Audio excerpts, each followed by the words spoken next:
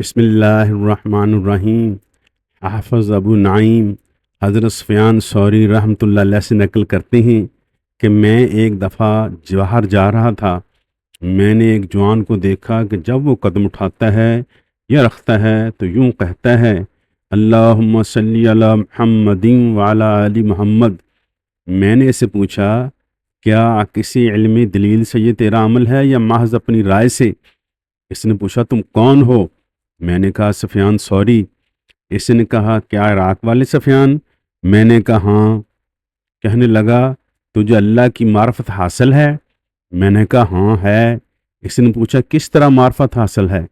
میں نے کہا، رات سے دن نکالتا ہے، دن سے رات نکالتا ہے، ماں کے پیٹ میں بچے کی صورت پیدا کرتا ہے۔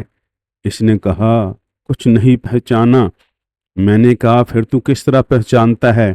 اس نے کہا، کسی کام کا پختہ ارادہ کرتا ہوں، اس کو فسق کرنا پڑتا ہے، اور کسی کام کے کرنے کی ٹھان لیتا ہوں مگر نہیں کر سکتا۔ اس سے میں نے پہچان لیا کہ کوئی دوسری ہستی ہے جو میرے کاموں کو انجام دیتی ہے۔ میں نے پوچھا، یہ تیرا درود کیا چیز ہے؟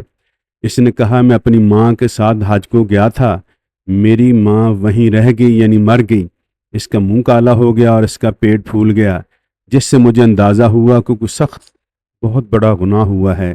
اس لیے میں نے اللہ جل شان کی طرف دعا کے لیے ہاتھ اٹھائے تو میں نے دیکھا کہ تہامہ حجاز سے ایک ابر آیا، اس سے ایک آدمی ظاہر ہوئے۔